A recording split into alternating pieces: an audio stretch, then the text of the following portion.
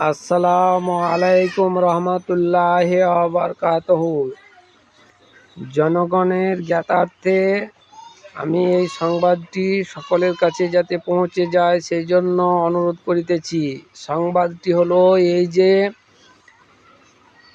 RSS বা যারা BJP এরা একটা এমনই কৌশল অবলম্বন করেছে যে তারা বাইরের দেশ থেকে এখানে একটা ফেরিওয়ালা রূপ নিয়েছে, যেমন খাট বিক্রি করে বেড়াচ্ছে।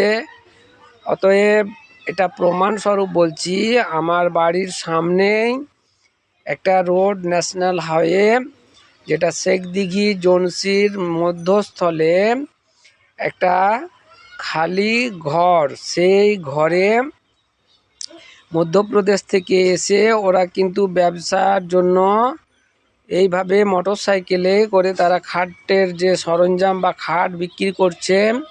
তো আমি তো সেই ব্যাপারটা বুঝতে পারিনি।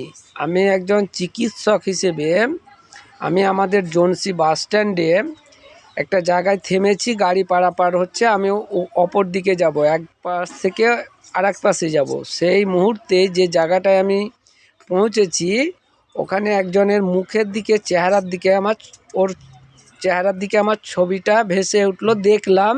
এক কথায় আমি ভাবলাম যে এর ব্রণ বা মুখের চেহারাটা যে খারাপ দেখাচ্ছে, অতএব আমার কাছে এই চিকিৎসা সম্ভব।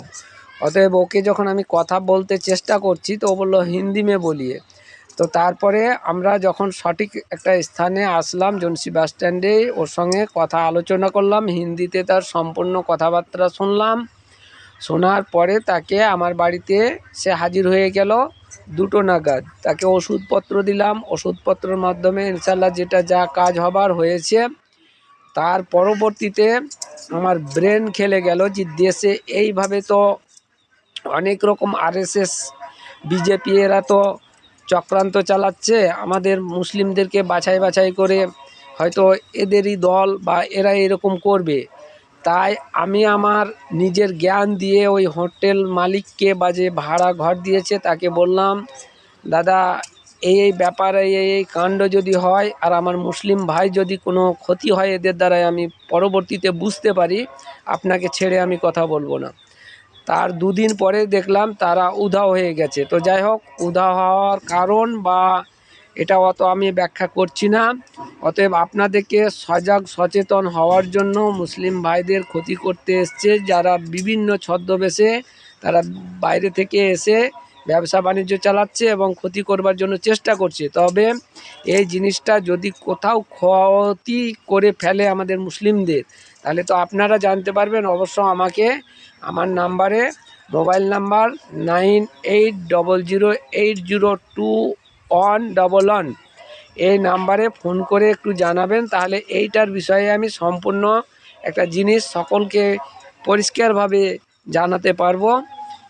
তো আমাদের ক্ষতি থেকে বাঁচতে হবে। তারা বিভিন্ন পন্থা নিয়েছে মুসলিমদের ধ্বংস করার জন্য, এই তাদের চেষ্টাটাকে ব্যর্থ করার জন্য সকলকেই বলছি, সকলেই সজাগ থাকুন।